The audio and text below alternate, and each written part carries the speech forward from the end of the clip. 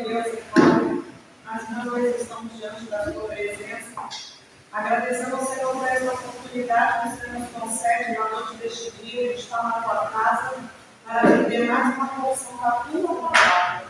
Que o Senhor venha abrir nosso entendimento, nosso coração, que nós possamos aprender e entender aquilo que o Senhor quer falar, nos orientar e nos ensinar na noite deste dia. Toma as tuas servas e os servos, Senhor, nas tuas mãos. Cada um que aqui está presente, aqueles que estão a caminho, aqueles que não vão poder estar aqui. Tudo eu entrego diante de ti. Obrigado, Senhor, e eu entrego a minha vida na tua vida, na sabedoria e desenvolvimento do teu Espírito. Em nome de Jesus, eu te peço. Te agradeço. Amém. Irmãos, eu parei no versículo 11. Livro de Isaías, capítulo 8 e versículo 11. Parei nesse versículo. Eu tenho olhado aqui, os livros, as mensagens são bem compridas. Umas têm 22 capítulos, outras têm 16, outras têm 20 e pouco. Isaías 8, 11. Eu acho que nós vamos ficar estudando esse livro até o final do ano, porque tem muitas coisas, né? Muita coisa. Então vamos lá. Livro de Isaías, capítulo 8, versículo 11. Eu parei no 11. Vamos lá. Que a hora me espera. Porque assim o Senhor me disse, tendo forte a mão sobre mim, e me advertiu que não andasse pelo caminho deste povo, dizendo: não chameis conjuração a tudo quanto este povo chama conjuração. Não temais o que ele teme, e não tomeis isso por temível. Versículo 13. Ao Senhor dos Exércitos, ele santificai, seja ele o vosso temor, seja ele o vosso espanto. Versículo 14. E ele vos será santuário, mas será pedra de tropeço e rocha de ofensa às duas casas de Israel, laço de armadilha aos moradores de Jerusalém. Bom, o versículo 11, ele nos explica o seguinte: neste versículo, Deus fala com firmeza ao profeta Isaías. Tá? A expressão com amor forte, o que significa isso? A expressão com amor forte significa que Deus falou com grande autoridade e poder, deixando bem claro o que Isaías deveria fazer. Tá? Deus advertiu Isaías para que não se fizesse o mesmo caminho, ou seja, para que não seguisse o mesmo caminho do povo de Judá. Naquele tempo, muitas pessoas estavam vivendo em aliança política e se afastavam de Deus. Ou seja, eles acreditavam mais nas promessas dos homens, do que os homens falavam, e não acreditaram nas palavras de Deus. Ou seja, a aliança, em vez de ser feita com o Senhor, eles faziam aliança com homens. Alianças políticas como você eliminou os nossos políticos, você e você faz aliança com ele. Mas lá no finalzinho ele quebra aliança com você. Quando você faz aliança com Jesus, quem tem a capacidade de quebrar aliança? Nós não sabemos. Como nós quebramos essa aliança? Quando deixamos de seguir os propósitos de Deus ou aquilo que você prometeu a Deus que ia fazer e você não fez. Então você está quebrando a aliança. Aqui, esse povo, a aliança dele não foi com Deus, foi com políticos. E por isso que muitas coisas erradas aconteceram. Porque se eles fizessem a aliança com o Senhor, evitaria muitas coisas que aconteceram ali. O que essa mensagem ela nos ensina no versículo 11? Não pense nem age como a maioria das pessoas. Não se deixe levar pelo medo e pela incredulidade. Confie em Deus, mesmo quando todos ao redor estiverem agindo de outra forma. Ou seja, por mais que a situação esteja difícil, por mais que você olhe para um lado, olhe para o outro, e aos seus olhos carnais você não vê saída, não vê solução, você tem que acreditar em Deus. Não aquilo que fulano está falando, que Bertone está dizendo. Você tem que acreditar piamente em Deus. É que eu estava conversando com o bispo, que a minha filha, ela é nova convertida, então ela está aprendendo muita coisa. E quando ela tem um ataque espiritual, ela tem medo. Ela não está sabendo como lidar com essa situação. Aí ela me liga, eu posso nem ficar com o telefone desligado, porque eu vou minha mão de 1 hora da manhã, 2 horas da manhã, ela está ligando, aí chora, eu choro, aí ela está lá e tal, enfim. O que eu falei para ela é o seguinte: você tem que depositar inteiramente a sua fé em Deus e acreditar e crer que Deus está contigo e nenhum mal vai vir sobre você. Mas aí é aquela fase de experiência e de acreditar, né?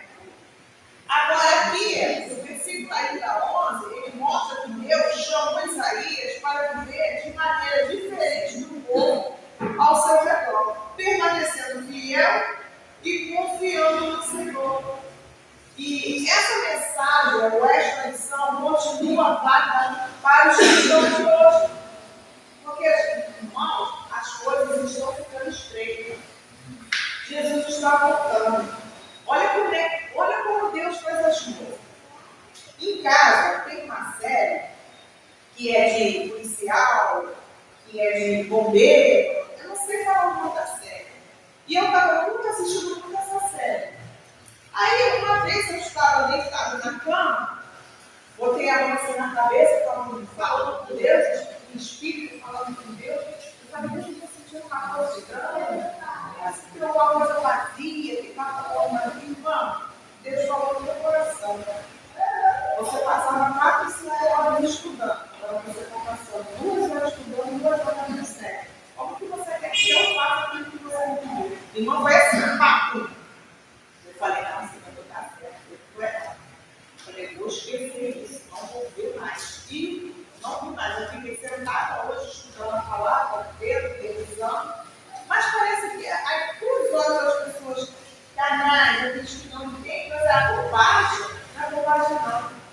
E a gente tem que gastar o nosso tempo naquilo que vai preservar a nossa fé, aquilo que vai nos aumentar a nossa fé, aquilo que não vai nos trazer mais a presença de Deus. É uma coisa, não é uma série pesada, é série que fala de médico, eu gosto de medicina, essas coisas, esse tipo de série. Eu não vejo filme de terror, eu não vejo filme de horror, eu não vejo nada dessas coisas. Mas quando quem fala sobre medicina, quando fala sobre coisa científica, eu gosto, eu sempre gostei. Mas é uma coisa boa, mas também tira o foco. É melhor você gastar 4, 5 horas lendo a palavra, estudando a palavra, do que ver, né, cabelo do que eu estava vendo, que não tinha nada demais, mas roubando o tempo que eu deveria gastar mais com você. Mas voltando lá, então no versículo 12, que eu acabei de ler, eu vou voltar de novo. Não chameis conjuração a tudo quanto este povo chama. Conjuração. Não temais o que ele tem, e não tomeis isso por terrível. O que quer dizer isso? Neste versículo, Deus continua falando com Isaías, com aqueles que pertenciam, ou que permaneciam fiéis a ele. Naqueles dias, o povo de Judá estava cheio de medo por causa das ameaças de guerra. Muitos viam conspiração por toda parte e viviam em pânico. Deus, porém, orientou Isaías a não agir como a maioria das pessoas. Ou seja, eles estavam com medo. Eles permaneciam ali em pânico.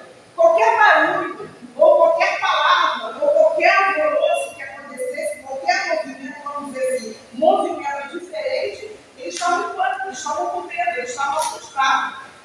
Vamos trazer para o dia de hoje, nós somos o povo do Senhor.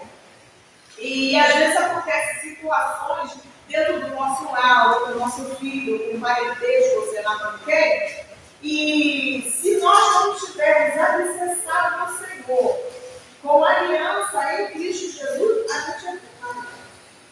Tem situações que a gente olha para o lado do outro e não vê a saída. É o que está acontecendo aqui com o povo de Judá. E o Senhor está falando para Isaías, para ele não agir como eles. Porque Isaías, além de ser profeta, ele tinha que fazer a diferença ali. O povo tinha que ver nele Deus. O povo tinha que ver nele algo diferente. E nós que somos a luz do mundo e sal da terra, nós estamos ser diferentes. Aqui fala assim, a mensagem de Deus foi: não compartilhe o medo do povo. Nem tudo que as pessoas dizem ou temem deve dominar o coração dos que confiam em Deus. Não vivam em pânico. Em vez de se desesperarem com a circunstância, deveriam confiar no Senhor. É o que Deus está falando conosco, para nós na noite deste dia. Tenha discernimento. Hoje, infelizmente, muitos dentro da casa do Senhor não têm discernimento. Aí o que acontece? O povo de Deus não deve ser guiado por rumores, boatos ou pelo medo, mas pela palavra de Deus. Essa aqui é infalível, a palavra de Deus é infalível. Mas tem muitos que gostam de seguir boatos, rumores. Não tem uma palavra de Deus. Tem uma oração assim, falando que vai trabalhar com aí vai lá. Aí você tem que estudar a palavra, vai lá. Quando chegar lá, se não nada aqui, ainda pode ter que estudar. Que não tem nada a ver com a palavra de Deus. Então, o Senhor está dizendo aqui que nós devemos seguir o quê? A palavra de Deus. Fala, Você falou que a nossa professora estava ensinando sobre o povo ser obediente a Deus. Aí eu quero fazer uma pergunta à igreja. Como é que o povo é obediente a Deus na terra? Alguém sabe responder? É obediente a Deus na terra? Bom, no meu conceito, eu posso dizer a primeira coisa, que a palavra diz. Se você não obedece o seu líder, você não vai obedecer a Deus.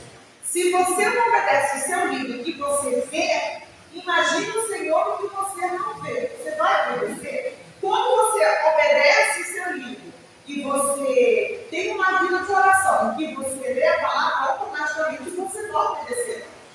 Em todo sentido, em todos os aspectos. Pelo menos é assim que eu entendo. A palavra que a nossa professora falou, e eu não vou falar o nome da igreja, mas tem uma igreja ali que ela cresce muito, mas muito mesmo. E como eu trabalho no aplicativo, eu pego muito pessoas que vão para essa igreja, eu levo muitas pessoas para essa igreja. E uma coisa que me atrai, eu acho muito isso, as pessoas, é a obediência com o pastor da igreja. igreja. Né? E essa pessoa cresce de verdade. Independente do que ela está fazendo, por exemplo, da desobediência da liderança dela para com Deus, mas a obediência da palavra no coração dela. E cresce muito essa igreja de obediência. Ou seja, como a Sara falou, do povo que estava desobedecendo a palavra de Deus, porque Isaías aí estava falando da palavra. E o povo estava observando quem estava de fora. Ou seja, o rei da Síria era um rei que o povo não tinha falta de nada, o povo fazia o que queria, né, ali abaixo mandar para o rei. O rei dava, por exemplo, o rei trazia o povo como uma granja, dava a ração, certo? Porque o povo não tinha falta de nada. O povo de Israel via isso, queria seguir o povo em todo momento. Deus dizia que era se manter naquilo que a liderança estava ensinando. Ou seja, pelo lado político, uma igreja dividida. Hoje a gente vê, por exemplo, assim, hoje muitos membros, vou supor, vota em fulano, vota em ciclano. Na realidade, você tem que chegar. Eu aprendi a palavra de Deus, eu vou respeitar a palavra de Deus. Eu aprendi assim, quantas vezes eu cheguei para a minha liderança e falei, essa política agora a gente vai votar em quem? Quem isso indica para a gente votar? Por quê? Porque o apóstolo Paulo vai nos ensinar que quando ele sai de Corinto e ele vai para fazer missões, a primeira coisa que chega para Paulo, que chega de Corinto, não se fala da quando Paulo chega em aquele lugar, chega um recado para Paulo, a igreja de Corinto está em bagunça, está dividida, uma agora é de Apolo, outra é de Paulo, outra e dividiu. Então assim, Paulo vem e vai dizer para eles, o que está acontecendo? Quem morreu por vós na cruz? Ainda bem que eu não vou dizer nenhum de vocês. Então assim, quando a igreja ela se alinha, como fala lá em Amós, no plano de Deus, ela nunca vai ter falta de nada. Ela vai ser perseguida, ela vai ser apedrejada, ela vai ser caluniada, mas ela nunca vai ter falta de quê? Da união e da paz, como está ligado, a igreja só crescia. E o único que saiu fora do combinado, do acerto com o Espírito Santo foi Ananias e Safira, eles foram mortos. Então, assim, quando o apóstolo fala assim, agora não é mais a minha vontade, agora não vivo mais eu, quem viria é Cristo, o apóstolo Paulo está falando assim, que as pessoas que estavam ao redor dele, que estavam sobre os cuidados dele, tinham que ser os imitadores dele, como ele é de Cristo. Então, assim, como é que eu sou uma liderança? Como é que a senhora é uma liderança de uma igreja, a senhora conhece as ovelhas, dá a vida para as suas ovelhas, e as suas ovelhas simplesmente faz o que quer, vai para um lugar que o pastor vai para o abismo, que vai cair no abismo, mas ela não conseguiu fazer. Aí, quando cai no abismo, aí vai lembrar, por que eu não escutei a minha liderança? Nós vamos ver que Acã não é que orar, quando ele resolve olhar que Deus só fala com Moisés e não fala com ele, resolveu de si mesmo tomar homens que abriam uma congregação para ele. E ele desafiou Deus, ele falou assim, por que tu só fala, palavra por que tu só fala com Moisés?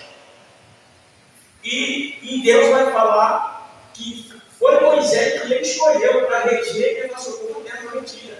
E nós vamos ver que chega um momento que a força é tão grande sobre o liderança que era Moisés, que Moisés falou assim, então amanhã, todos vocês tragam seus incensários os incensários e essência para a gente amanhã, vamos saber quem verdadeiramente Deus escolheu. Então você vê que não só foi um povo Corá, mas foi toda a sua congregação. Mas quando Deus falou a Moisés, tira os homens da congregação de Corá, porque eu vou matar todos. Moisés se ajoelha e pede misericórdia a Deus. Deus dá permissão a Moisés falar para o povo, olha, Deus vai destruir vocês, vem para cá. Qual foi a palavra deles? Moisés está brefando, Moisés quer botar medo na gente, ninguém vai. Não é hoje na igreja? Por exemplo, eu sou o patrão de vocês. Por exemplo, eu pago o salário todo mês de vocês.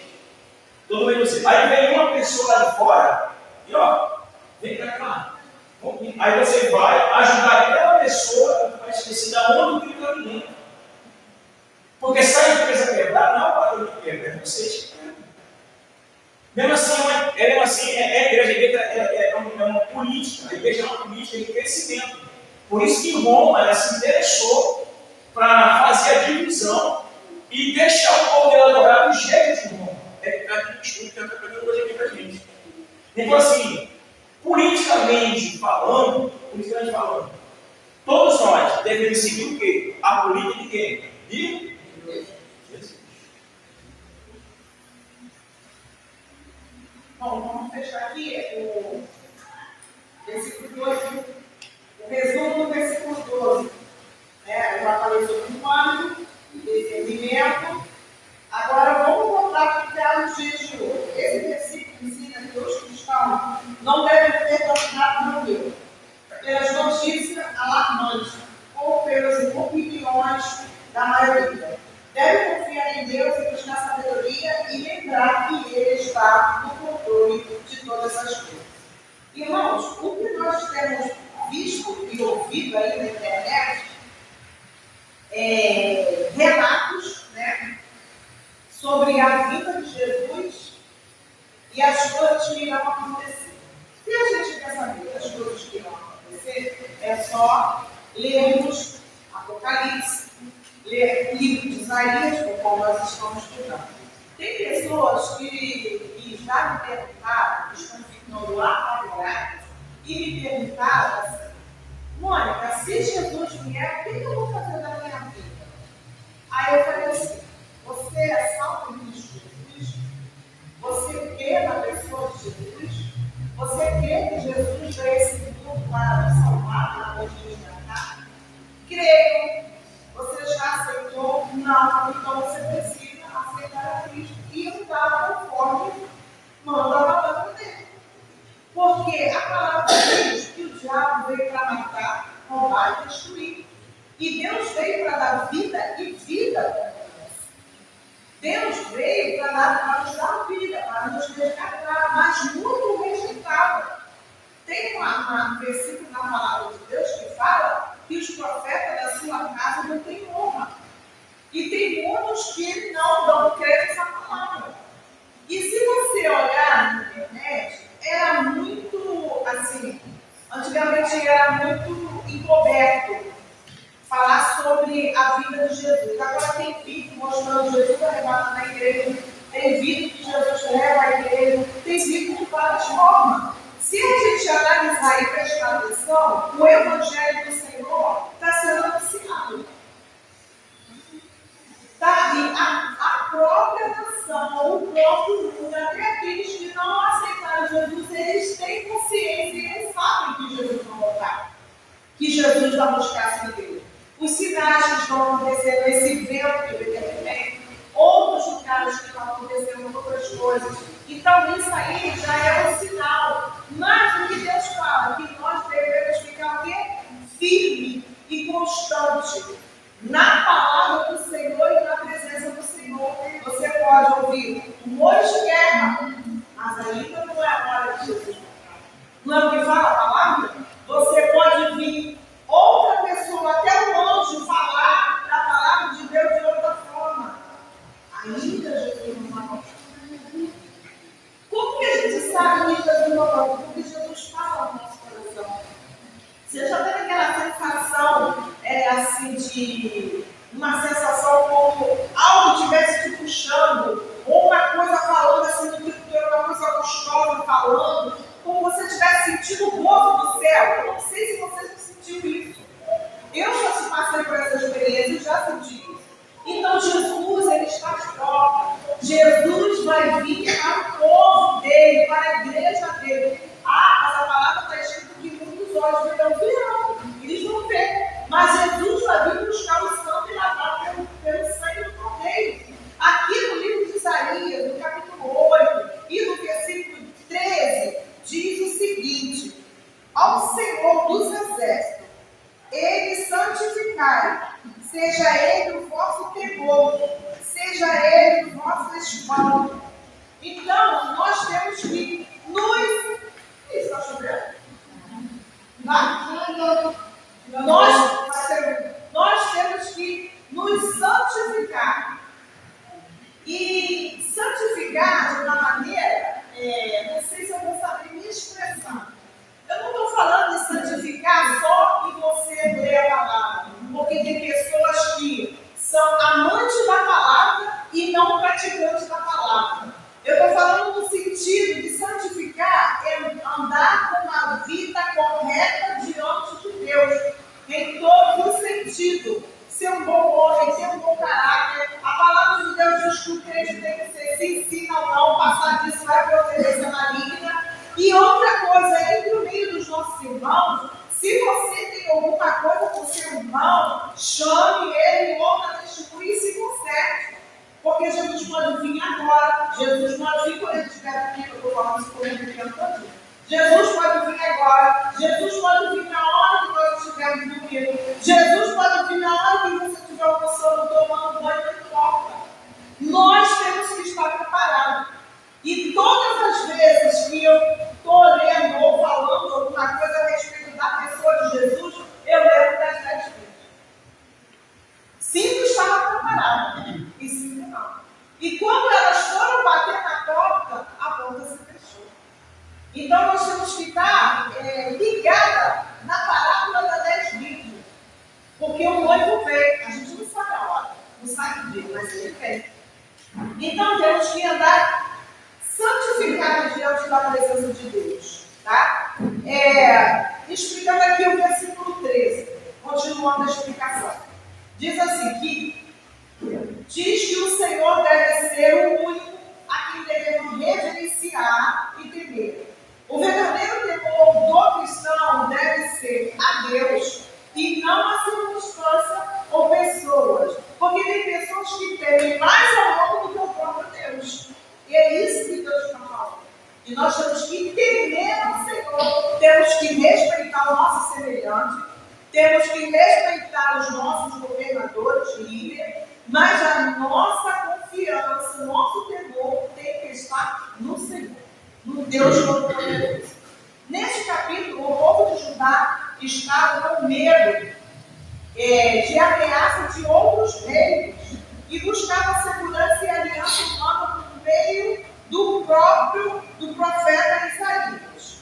Deus ensina que o povo não deveria viver dominado pelo medo dos homens, mas deveria confiar nele. Ou seja, o povo, ele observava e prestava atenção em tudo o que o profeta Isaías falava. Mas eles praticavam, eles obedeciam. Por isso que aconteceu muitas coisas. Aqui diz assim, o Senhor dos exércitos, a ele santificar. O que significa isso? Que eu já expliquei aqui. Reconhecer a Deus como santo, soberano e digno da maior honra e respeito. Santificar. Aqui não quer dizer tomar Deus como santo, pois ele já é santo. Vocês entenderam o que eu li agora? Santificar. Aqui não quer dizer tomar Deus como santo, pois ele já é santo, ele é santo. Mas tratá-lo como santo em nossas vidas. Ou termos o temor do Senhor em nossas vidas. Tá? Deixa eu correr aqui porque o tempo está rápido. Agora no versículo 13, que eu já acabei de explicar, volto no versículo 14. Ele vos será santuário, mas será pedra de tropeço e rocha de ofensa, as duas casas de Israel, laço e armadilha aos moradores de Jerusalém. Deixa eu explicar isso aqui rapidinho. Nesse versículo, o profeta Isaías continua transmitindo a mensagem de Deus ao povo de Judá. Tá? Ele vos será por santuário. Significa que Deus será um lugar de refúgio, proteção e segurança para aqueles que confiam nele e lhe obedecem. É igual para o Salmo 91, aquele que habita nos esconderijos do Altíssimo, a sombra do Onipotente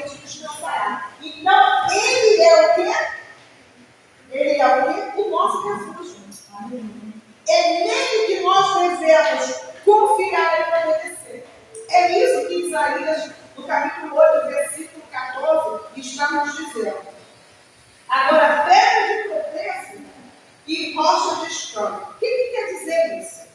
Mostra que aquele que rejeita Deus acaba tropeçando espiritualmente. Em vez de encontrar proteção, encontram juízo por causa. Então, nós temos que meditar nisso aqui: pedra de tropeço e rocha de escândalo. Às vezes, nós mesmos somos uma pedra de tropeço em nossa própria vida. Às vezes, nós mesmos causamos escândalo. Porque Deus está dizendo aqui, mostra que aqueles que rejeitam a Deus, que rejeitam a Deus em que sentido? Não obedecem. Acabam tropeçando espiritualmente.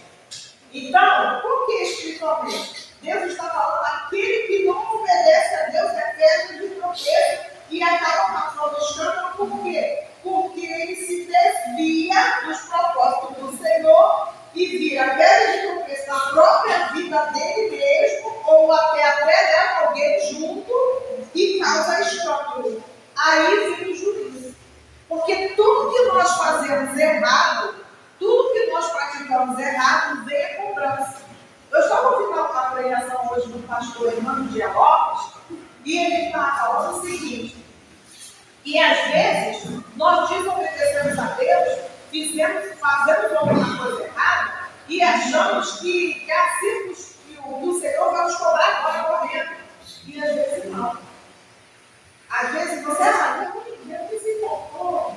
Mentira. Ele prestou atenção e ele ouviu. Só que vai ter o momento certo e a hora certa da cobrança. Vocês estão entendendo o que eu estou explicando? Então vai ter a hora certa e o momento certo da cobrança. Então o Senhor, ele nos dá várias oportunidades de nos consertar. Porque a nossa mente começa a nos acusar, o Espírito Santo fala conosco: não, está errado, está errado. E aquilo vai te incomodando, e você chega: não, eu desisto de você errar. Se você se conserta. Porque senão você vai sempre ser pedra de tropeço para você mesmo. Você não anda espiritualmente, você não cresce espiritualmente, nada na sua vida dá certo. Por quê? Porque você desobedeceu, mas não se consertou. Vocês estão entendendo? Então vamos lá. As duas casas de Israel referem-se aos dois reinos, como o nosso bispo aqui já explicou. O reino do norte, Israel; o reino do sul, Judá. Ambos estavam se afastando de Deus. Armadilha e laço aos moradores de Jerusalém. Significa que aqueles que insistissem em desobedecer a Deus sofreriam as consequências de suas próprias escolhas. Foi o que eu já expliquei aqui. Agora vamos lá no capítulo 15, né? Versículo 15. Versículo 15. Muitos deles tropeçarão e cairão, e serão quebrantados, lançados de presídios. Aqui está dizendo o seguinte: deixa eu ver. 15. Vamos lá, vou explicar o versículo 15. Estou falando muita coisa aqui, irmão, porque se eu for botar todos os detalhes que eu pesquisei e falei, e amanhã a gente vai embora. Este versículo é a continuação da mensagem do versículo 13 e 14. Deus havia dito que seria um santuário para os que confiassem nele, e uma pedra de tropeço para os que rejeitassem. Ou seja, rejeitassem o Senhor, rejeitassem o seu mandamento, rejeitassem a sua palavra, rejeitassem a sua ordem. Muitos dentre eles tropeçarão. Muitas pessoas rejeitaram a palavra de Deus e por isso caíram espiritualmente. Cairão e serão aquebrantados. Sofreriam as consequências da desobediência e do afastamento de Deus. Isso também aponta para o julgamento que viria sobre Judá.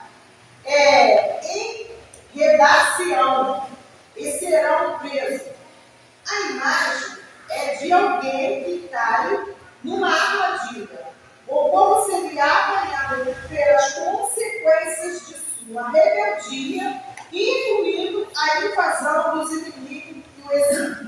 foi o que aconteceu lá, né? Por causa de um rei que não fez aliança com o Senhor, aquele lugar foi devastado, foi muita gente morta, foi invadido, porque não obedeceram ao Senhor, preferiram fazer aliança com o homem e não com Deus. Agora, o versículo 16. Vamos lá. Vocês estão conseguindo entender, gente? Se alguém quiser perguntar alguma coisa, falar alguma coisa, só levantar o braço, tá? Versículo 16. Resguarda o testemunho, sela a lei no coração dos meus discípulos. O que quer dizer isso? Depois de anunciar que muitos rejeitaram a mensagem de Deus, Isaías recebe a ordem de preservar a palavra do Senhor, para que aqueles que permanecessem fiéis, reservar, guardar, reservar uma coisa que você guarda, né? Que você zela. Então nós temos que ser zelosos com a palavra de Deus. Nós temos que guardar a palavra de Deus. O versículo na Bíblia diz: guardei a tua palavra no meu coração para eu não pecar com você. E eu vou te falar, irmão, essa palavra é muito forte. Ela é muito verdadeira. Mas muitas vezes a gente não vacila um pouquinho. Porque a palavra. A minha tradução está assim, interessante. Guarda, pois, o mandamento com todo o zelo, sela a fim este ensino no coração dos meus discípulos. Temos que guardar essa palavra. E a palavra de Deus é tão boa, é tão maravilhosa, que ela te ensina, ela te aponta, ela te exalta, ela te disciplina, ela te guia. Olha que palavra boa. Só que nós, como ser humano, muitas vezes falhamos. Porque não tem ninguém que salva, não tem ninguém que fala. Mas a gente fala, falha, e logo o Espírito Santo fala conosco e logo a gente vai nos concentrar no Deus poderoso. Tá? Aqui diz assim, sela a lei. Como está aqui no versículo 16, né? Resguardar o testemunho e sela a lei no coração dos meus discípulos. Resguardar o testemunho. O que significa isso? Guardar, como eu acho que eu já falei isso, proteger a mensagem de Deus, revelou por meio do profeta. Ou seja, guardar a palavra de Deus que ele revelou por meio do profeta. Que profeta é esse? Isaías. Esse testemunho continua a advertência e promessas de Deus. Selar a lei. O que significa? Confirmar e conservar a palavra de Deus para que ela permaneça intacta e fosse conhecida no tempo certo. A ideia de zelar é guardar algo precioso e autêntico. Entre os meus discípulos, o que significa? Refere-se às pessoas que continuavam aprendendo, crendo e obedecendo a Deus, mesmo quando a maioria do povo rejeitasse suas mensagens. Então, os discípulos de Jesus, ele continuou a obra do Senhor. Mas muitos o rejeitou, mas eles continuou obedecendo, oferecendo a Jesus como Salvador, ensinando a palavra do Senhor. É o que nós somos hoje, discípulos de Jesus. Mas muitas vezes nós corremos, muitas vezes nós temos receio, muitas vezes, olha, naquele culto de... Foi domingo ou foi terça-feira? Isso. Terça. Irmã, só Jesus sabe como é que eu entrei. Mas eu determinei no meu coração que aquela terça-feira ia ser a terça-feira diferente na minha vida. Foi quando eu comecei a me ligar, aí o irmão Bruno trouxe um louvor que mexeu muito comigo, mexeu muito no meu coração. Eu comecei a me ligar ao Senhor. Aí o nosso bispo, depois que fez aquela ação pelo povo todo,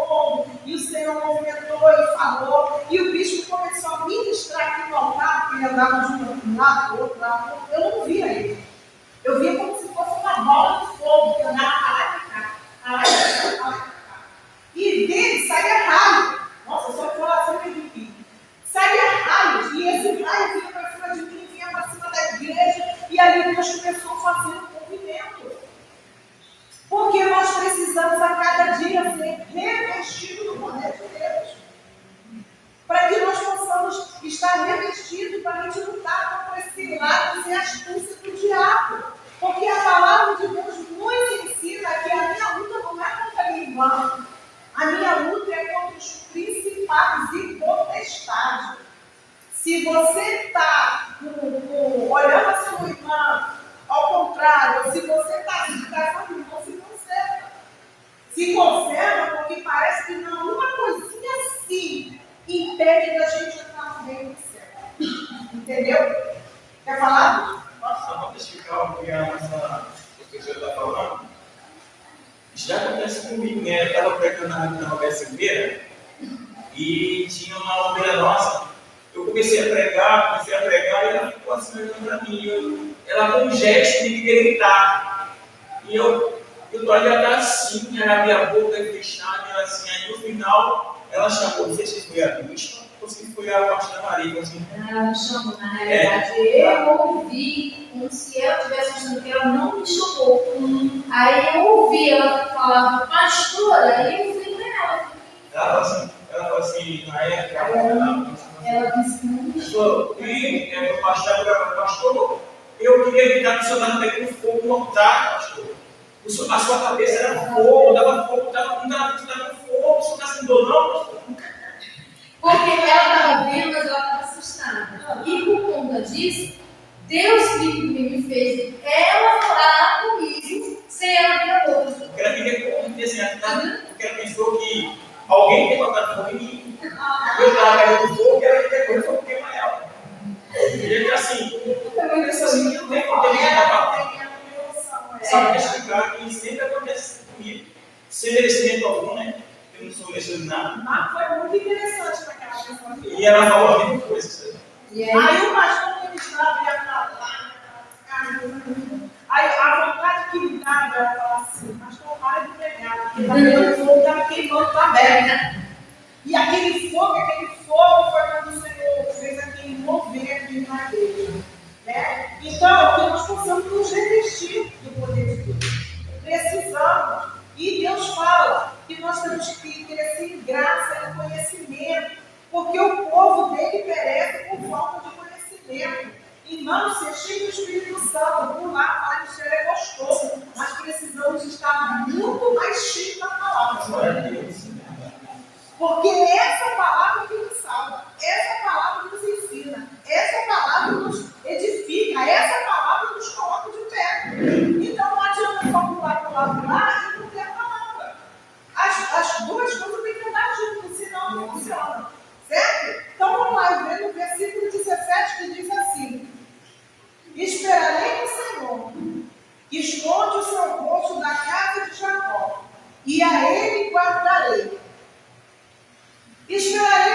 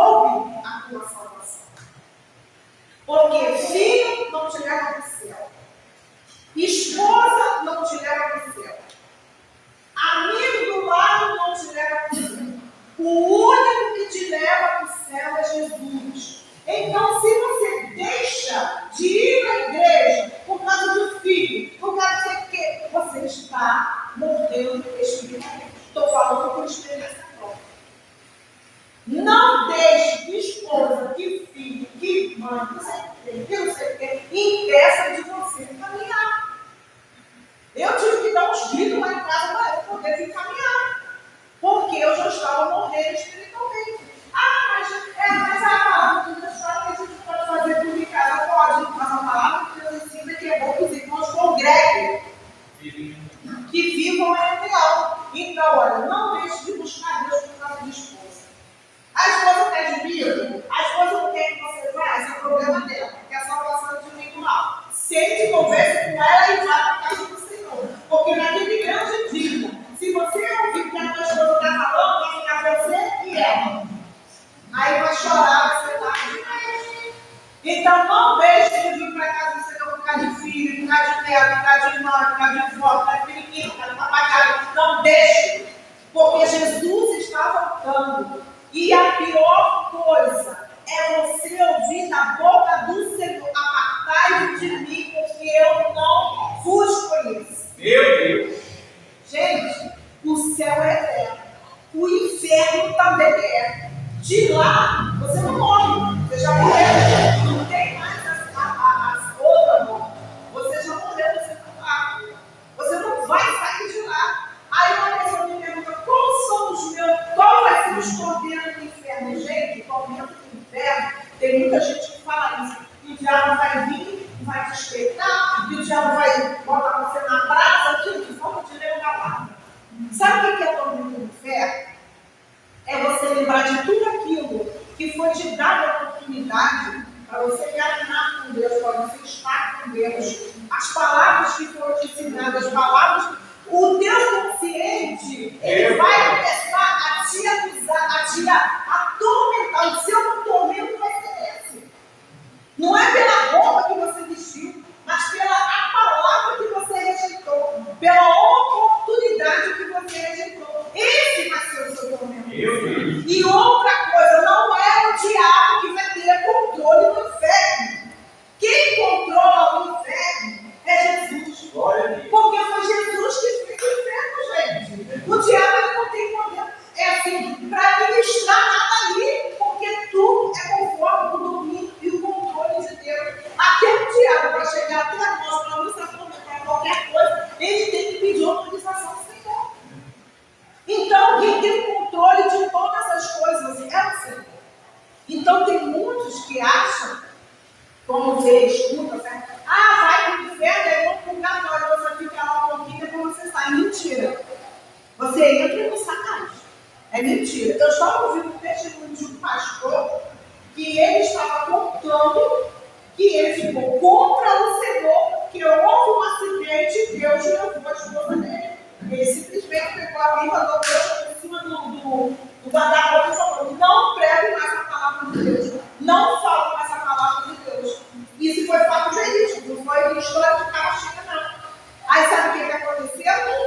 Ele era dono de uma empresa de transporte, se não me engano, e ele largou, não foi nada, não queria mais ser pastor, não queria ser mais nada. Irmão, ele sofreu um acidente terrível. E ele caiu de uma altura de uns 10 metros de altura. Caiu, morreu. Morreu.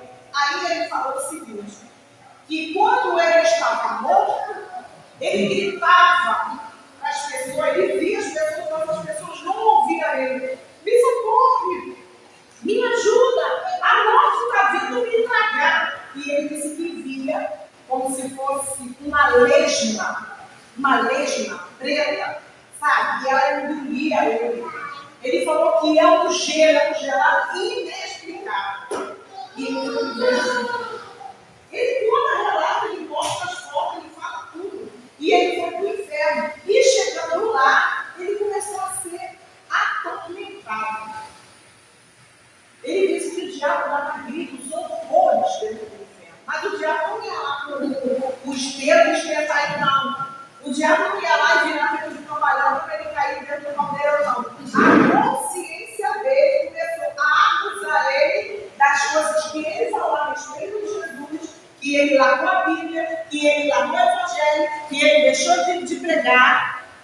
Ele achou que Jesus não tinha que levar a esposa dele.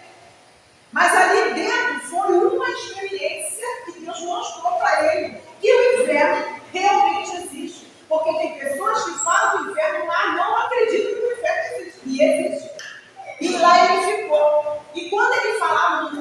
Jesus, um demônio falava, não adianta você chamar por ele. Ele não vai te tirar daqui, acabou com você.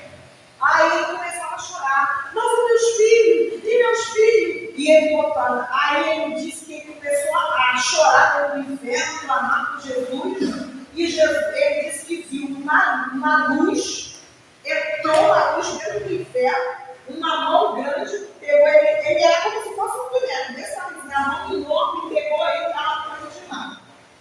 E botou ele em outro lugar. E ele estava todo chapiscado, assim, queimado, o corpo dele queimado, descartinho. Aí ele disse que o Senhor soprou assim, nele. E ele se refrescou. E Deus falou para ele assim, eu permiti que você chegasse lá, não é bom que você chegar, para você saber que eu sou Deus. Eu ainda domino sobre todas essas coisas. Esse inferno eu domino, a tua vida eu domino, o planeta Terra eu domino, o universo eu domino, você não é nada. Mas ele chorou e virou uma criança. Aí Deus permitiu, deu uma outra oportunidade, ele disse que se Jesus falava assim, nada contra ele, o que ele faz. Porque tem gente, irmãos, que precisa ser sacudido dessa forma para ajudar. Porque nós temos que entender que Deus, ele é dono do universo, ele é dono de tudo. A nossa vida está na mão dele, se ele dá uma coisa ruim. Pronto, tá pronto, você vai ver.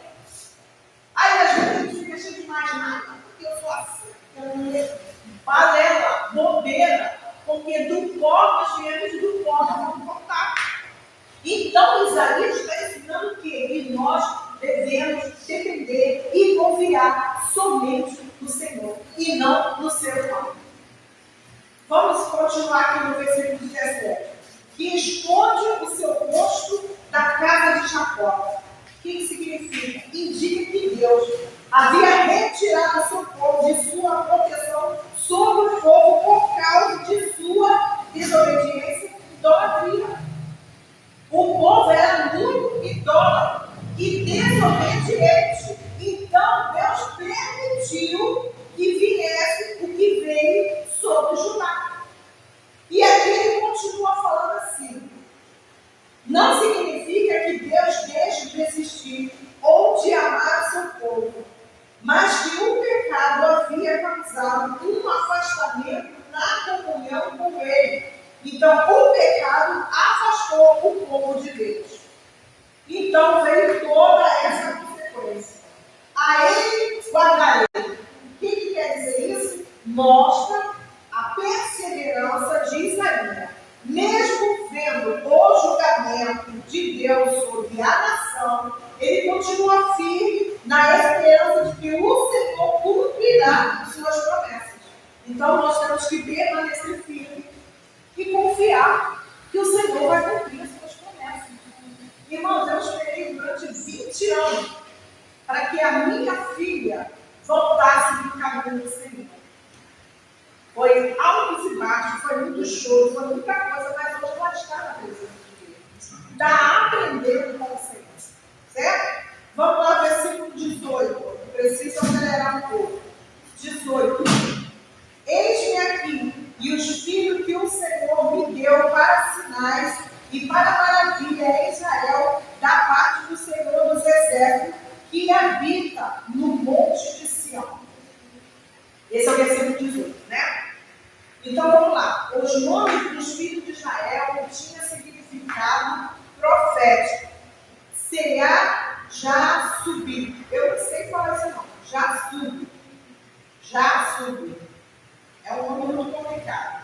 Um renascente voltará mostrando que Deus preservaria um povo fiel.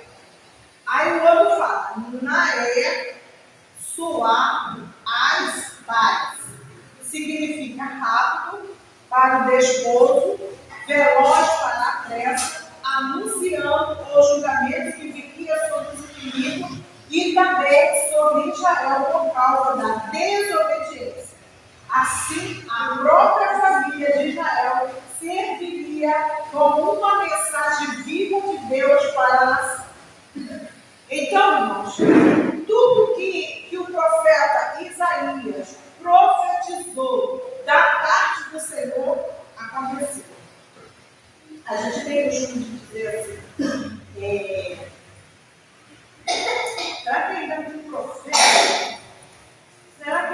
existe profeta nos dias de hoje, como Isaías, que profetizou, que tinha o temor do Senhor, e que aguardou o Senhor, e que ensinava o povo, e que orientava o povo a ouvir aquilo e saber para aquilo.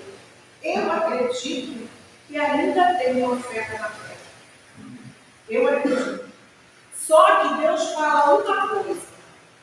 Tem profeta na terra, mas você tem que ter o discernimento de espírito para saber se é o Senhor que está falando. Por quê?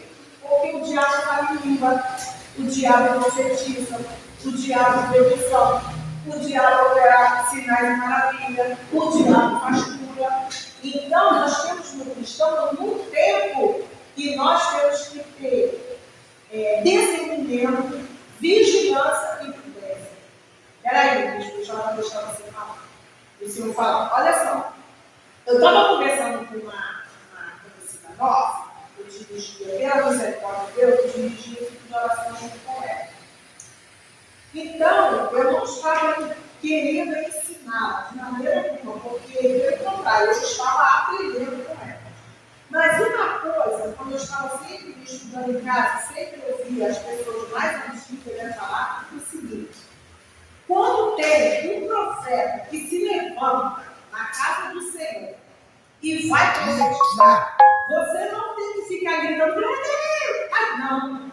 Você tem que ficar em espírito de oração e prestar atenção no que aquele profeta está profetizando. Porque, de repente, aquele profeta que diz que é profeta, que está profetizando, não está profetizando algo que vem a partir do Senhor. Por quê? Porque eu estou gritando, meu Deus! Não é aquela coisa toda, você não consegue ouvir. Isso foi um pastor que ensinou. Então você fica em espírito de oração, dando glória a Deus baixinho, e presta atenção naquilo que ele está falando. Porque dentro da casa do Senhor, pode se levantar alguém que diz que é profeta e profetizar maldição para a igreja. E profetizar maldição para nós. Então temos que estar atentos. Por isso que Deus fala que nós temos que ter um espírito de discernimento. Porque o dirigente, o diácono, o presbítero, aquele que estiver sentado aqui, Deus vai dar um discernimento para ele saber se é ou não é. E quem está sentado aí também, e tem a vida não está em oração, Deus também vai dar um discernimento. Por que eu estou falando isso? Porque eu, uma vez, eu fui numa igreja participar de um culto. E uma indivídua levantou e começou a profetizar. Só que eu falei assim, eu cheguei perto dela e fiquei perto ouvindo. E aí, alvoroço todo, você não conseguiu. Quando ela começou a falar, eu chamei a irmã do círculo de oração, chamei ela e falei, irmã, é demônio. Ela, que é demônio? Ela está profetizando maldição, é demônio. Aí a irmã botou a mão nela assim, e em nome de Jesus, quando falou em nome de Jesus, ela deu um grito e caiu. Então nós temos que estar atentos. Irmãos, ainda mais na época que nós estamos. Vai se levantar falso profeta, mentiroso, para enganar o povo de Deus. E Deus fala na palavra dele que muitos ainda serão enganados. Então, irmãos, vamos assim, ficar atentos. Isaías, ele obedeceu a Deus. Se o povo tivesse ouvido a palavra de Isaías, tivesse obedecido a Deus, muitas coisas seriam evitadas. Mas tudo começou por causa de um rei. Um rei desobediente, um rei que não fez aliança com o Senhor, um rei que o Senhor falou para ele fazer prova de mim e ele não fez. E a nação toda sofreu. Pode falar. Por exemplo, eu, Espanhosa, eu não recebo uma profecia que a pessoa vem falar comigo em línguas. Eu não recebo. Não sei o que ela está falando. Por quê? Por exemplo, eu faço um trabalho que esses dias eu me deparei, e aí a gente traz essas coisas como reflexão para o nosso mundo espiritual. Por exemplo, eu tenho o dom de interpretar, de ser intérprete de língua? Não, eu não tenho esse dom. Então, se uma pessoa está profetizando para mim em línguas, eu não sei o que ela está falando. Ela pode estar lançando uma palavra de maldição na minha vida.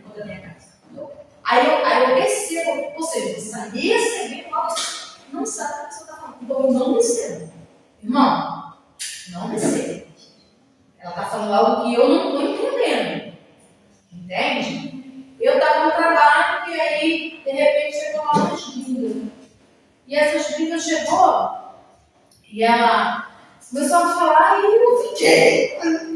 Eu não tenho. Ela parece que. Aí eu falei pra ela.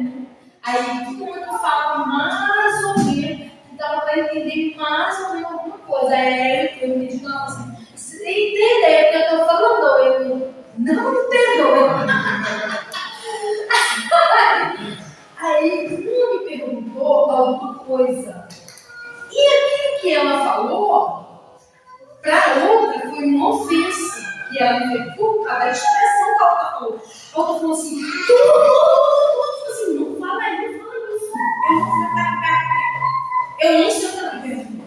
Ela me perguntou alguma coisa que a outra se apaixonou, tipo assim, você não pode, eu entendi ela falou isso, você não pode fazer esse tipo de pergunta para ela.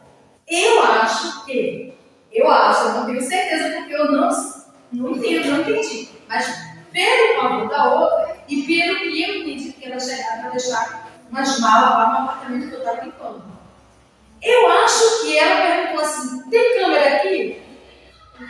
Eu fiquei pensando, eu acho que uma delas perguntou, tipo assim, a gente vai deixar as nossas malas aqui, mas eu acho, pela lógica, né? Você estava sozinha naquele apartamento, elas iriam deixar as malas ali, uma pessoa desconhecida.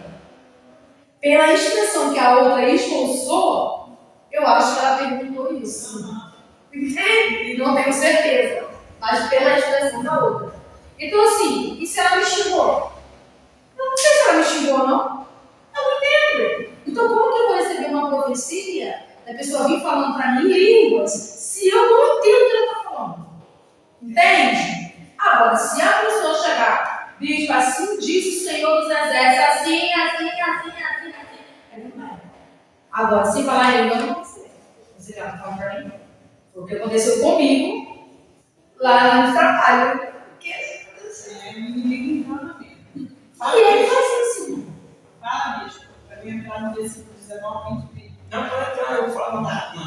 Eu vou pegar um gancho da senhora. A senhora falou sobre a questão da profecia. Mas eu queria deixar uma pergunta para os irmãos. Se tiver alguma coisa que você quiser estudar a palavra, procurar por si mesmo. O que você deve fazer se você se discernir naquele momento ali que não é da parte do Senhor que está sendo falado? Você deixa tanto quem está recebendo no engano, quanto quem está entregando achando que talvez está sendo no engano, o que você faz? Qual é a abordagem que você tem que tomar diante disso? Porque se você sabe que está errado e você não atua, aquele limite daquela pessoa está mesmo porque é para você. Então, fica aí uma pergunta, mas para pensar no seu mesmo e depois estudar a palavra. Qual é a atitude? Mas é que quando a moça estava profetizando, eu cheguei perto para ouvir, porque como a igreja estava naquela empolgação toda, eu cheguei perto para ouvir. E eu vi que não era Deus que estava usando a boca dela, que era um demônio. Eu não botei a mão nela, não tive reação assim de colocar a mão nela, não. Eu chamei um líder maior que eu não era um líder, que era de uma festa de irmãs, e chamei a dirigente desse de oração, falei com o ouvido dela, ela veio perto, ouviu, prestou atenção, viu que era o demônio que estava usando a boca da mulher, ela não fez escudo nenhum, não chamou a atenção da igreja, não. Ela só botou a mão no coração dela, falou 2 palavras e ela acabou a profecia. Então, se você está perto, vamos supor, está a bispa aqui, a igreja está naquela empolgação, Jesus está falando aquela coisa toda. Tem alguém do seu lado profetizando, mas você está sentindo que aquilo não vem de Deus, é o que eu aconteceu comigo. Eu senti que não era de Deus, comecei a ficar explicando assim, me fala, me revela. Aí você falou para mim, não sou eu. Eu fui, chamei, ela foi com uma mão, olhou e acabou. Então, essa foi a atitude que eu tive. Agora, eu não sei se aconteceu com outras pessoas, ou já que a pessoa vai ter. É o que eu falo, nós temos que estar atento. Não tem problema, preste muita atenção. Quando os dois glorificam glorificando a Deus. Eu vou ser lindo, mas eu fico de oração. Eu já falei isso. Quando alguém está ministrando alguma coisa, quando alguém está dando testemunho, quando alguém está falando, eu presto atenção em tudo. Quando o bicho está pegando, eu encaro mesmo, eu fico olhando mesmo, está pegando, eu estou prestando atenção. Quando a bispa fala, quando aquela igreja, que a irmã Solange fala, quando qualquer pessoa vem aqui no altar, fala, oh, a paz do Senhor, eu estou prestando atenção. Porque agora, no tempo que nós estamos, temos que estar atento a tudo.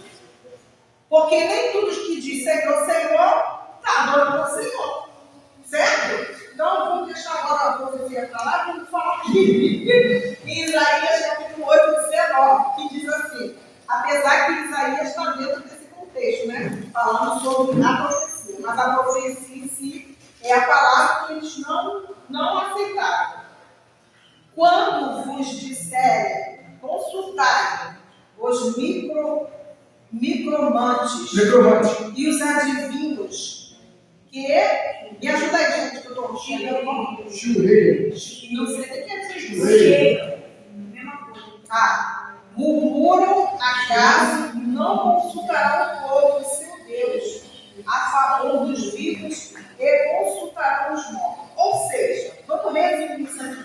Nesse versículo, o profeta Isaías alerta o povo de Judá para não buscar a orientação de médios, adivinhadores ou pessoas que afirmam falar com mortos. Naquela época, muitos recorriam a essa prática por medo do futuro e das ameaças do inimigo que, ao invés de confiar em Deus, confiavam nessas práticas. Vou falar algo de cadeira de experiência. A minha mãe, antes de aceitar Jesus, eu era muito, vamos dizer assim, eu era possessa mesmo, de espírito maligno. E ela tinha uma preocupação muito grande comigo. E ela me levou nessa tal de mesa branca para consultar mortos, para falar com a mãe dela por que eu passava por isso. Nessa época, eu tinha 11 anos de idade. Aí sentou os pés lá, e sentou eu na ponta e minha mãe na outra. E tá. Aí começou a falar lá, de poder ir lá, não sei o que lá. Aí a entidade incorporou lá na mulher. Quando a entidade veio e incorporou nela, eu gritei. Eu falei, é demônio. Eu nem sabia nada sobre Jesus. Eu falei, é demônio. Só que eu não via a mulher, eu literalmente via o demônio dela. E eu gritava, mãe, é demônio, mãe, eu quero ir embora. Começava a gritar, chorar comigo, porque eu via o demônio e não a mulher eu via. E ela dizia assim, não, é porque ela vai ficar bem. Eu falei, mentira, ele quer me matar. Eu ouvia Deus falar no meu ouvido e nem sabia quem era Deus. É demônio, eu começava a gritar, começava a falar com a minha mãe, me tira daqui, me tira dele, que quer me matar, só que a mulher falava. E o demônio que estava com ela estava em pé, ele não entrou dentro dela, ele estava em pé, e eu via ele com um punhal desse tamanho, e dizia assim, eu vou te matar, porque eu odeio você. Comecei a gritar, porque era criança, gente, de 11 anos. E eu era demônio, até que a minha mãe foi e me tirou de lá. Quando a minha mãe me tirou de lá e me trouxe para casa, eu falei, mãe, não me leva para lá não, essas coisas aí não é de Deus não. Que Deus é? Se quer falar falando de Deus, esse não é de Deus.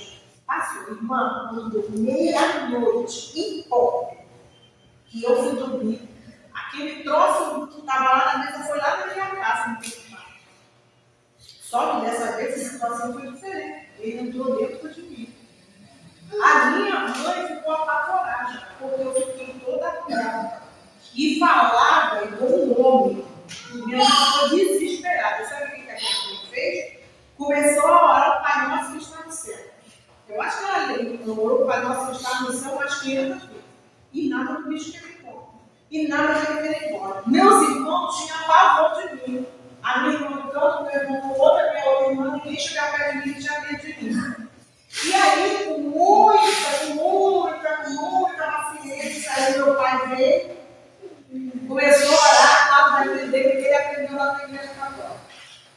resolveu nada. Conclusão, eu era chamar um pastor para orar por mim. Aí o pastor falou, olha, Deus tem plano e propósito na vida dessa moça, dessa criança, vocês têm que levar para a igreja. Meu pai não gostava de igreja. Minha mãe também, minha mãe foi criada no meio desses troços aí na vida. E mãe, eu sei que eu passei um processo muito difícil na minha vida. Então, o que eu quero dizer com isso? Esse negócio de médico, adivinhadores, que revelam o seu filho, é tudo demônio, é tudo capeta. O único que, olha, Jesus para falar com você, ele não precisa, eu posso criar, não. Jesus é Espírito Santo. Ele fala com amor, ele fala com mansidão, ele fala de uma maneira tão clara, objetiva, que você entende e sabe que ele está falando com você. O demônio não, ele vem para matar, malvar, destruir, fazer tudo que não presta na vida da gente. E se a gente der brecha, der lugar, ele faz mesmo. Porque ele é metido, ninguém deu autorização para ele entrar, é bom versículo. O Senhor veio, limpou a casa ficou limpa, adornada, mas ele deixou a casa vazia, porque não deixou o Espírito Santo habitar. Aí o diabo fala, opa, tá limpo, tá vazio, vou voltar e eu vou trazer mais 7 piores. É assim que o inimigo faz. E o que o profeta Isaías está falando? Está falando para eles não consultarem mortos e não ter medo do futuro, porque o futuro está na mão de Deus e quem garante a vitória e a confiança e tudo aquilo que nós precisamos é o Senhor. Se você acha que o teu futuro está difícil, dobra o teu joelho, porque o futuro não está na tua mão, está na mão do Senhor. Tudo aquilo que você precisa, necessita, não está na mão do homem, está na mão do Senhor. E nós temos que crer. Então, quando eu passei por esse processo, e minha mãe aceitou a Jesus, e meu pai aceitou Jesus, eu vou falar para vocês, não foi fácil. Não foi fácil. O inimigo, ele fez de tudo para matar o meu pai e para me matar. Porque Deus tinha um propósito na vida do meu pai. Meu pai, quando ele se converteu a Jesus, ele se converteu mesmo de verdade. Então ele chegou a ser pastor, mas ele era correto em tudo. Correto em tudo. A minha mãe falou assim, Jesus, eu nunca vi um homem tão chato desse jeito. Eu falei, mãe, ele está certo, ele é correto. Meu pai não deu, mas nunca houve um estímulo ao meu pai, um escândalo de nada. Ele era correto. Ele visitava as ovelhas, ele procurava ajudar. É o que o pastor faz, dá a vida para as suas ovelhas. E meu pai literalmente me fazia isso. Então, irmãos, não se apegue em mentiras. Não se apegue em dizer que fulano vai dar isso na entidade. É mentira, é mentira. Quem tem poder para lhe dar tudo que você precisa e necessita é o Senhor. Quem tem poder para te curar é o Senhor. Quem tem poder para salvar a sua família é o Senhor. Quem tem poder para te colocar em pé é o Senhor. Não é diabo. Ele não tem poder para isso. Porque a palavra de Deus fala, todo poder foi me dado no céu e na terra. O universo está no controle do Senhor. Tu pode ver que até dentro da televisão, quando aquelas transportes falam sobre o clima que vai chover, aí eu falei, vai. Se Deus permitir, vai. E muitas vezes elas acertam e muitas vezes não acertam. Então nós temos que ter essa consciência. Tá? Agora o versículo 20 para encerrar. Deixa eu falar. 20. Isso não vai ter multidão, mas a gente vai concluir. A lei e o testemunho, se eles não falarem desta maneira, jamais verão a alva. Passarão pela terra gigante, oprimidos e famintos. E será que, quando tiverem fome, enfurecendo-se, amaldiçoarão os seus reis e o seu Deus, olhando para cima. Olharão para a terra.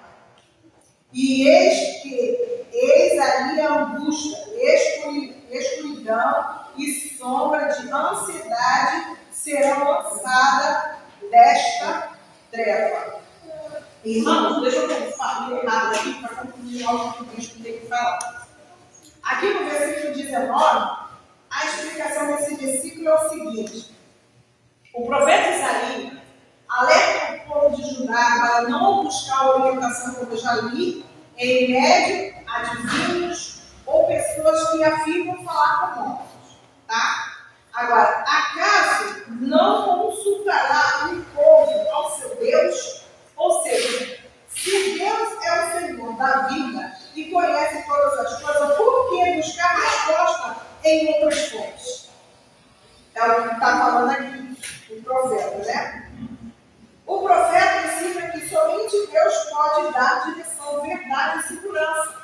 É o que eu acabei de falar aqui. Agora, o versículo 19,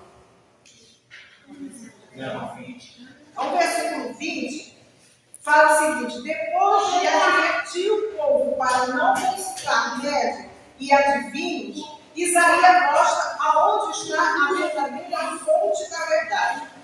Aonde está a verdadeira fonte da verdade? É a palavra, né? A lei é o testemunho. A lei refere-se aos ensinamentos que Deus já havia dado ao seu povo. O testemunho refere-se à mensagem revelada por Deus por meio dos seus profetas. Isaías ensina que toda orientação, ensino ou profecia deve ser comparada com a palavra de Deus. Se uma mensagem contradiz o que Deus revelou, ela não vem dele. Em expressão, se eles não falarem segundo esta palavra, nunca verão a alma. O que significa? De quem rejeita a palavra de Deus, permanece nas trevas espiritual. A alva, o amanhecer, a alva significa amanhecer, tá? Simboliza a luz e a esperança e a salvação e a direção de Deus.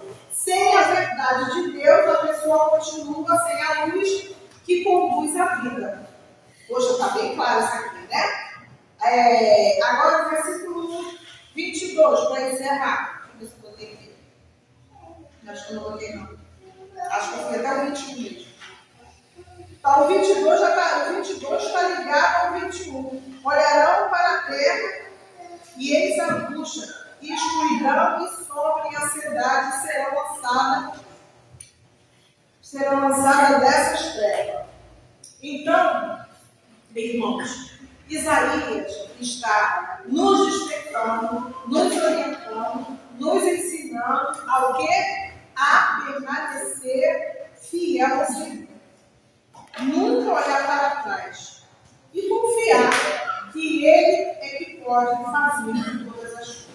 Agradeça a oportunidade e que o Espírito Santo fale melhor em cada coração. Tá? Agora, para terminar aqui, eu vou ler só isso aqui. Olharão para a terra. Procuraria uma solução de circunstância ao redor, mas não encontraria a esperança. Por quê? Porque a nossa esperança está em Cristo Jesus. Agradeço a minha oportunidade.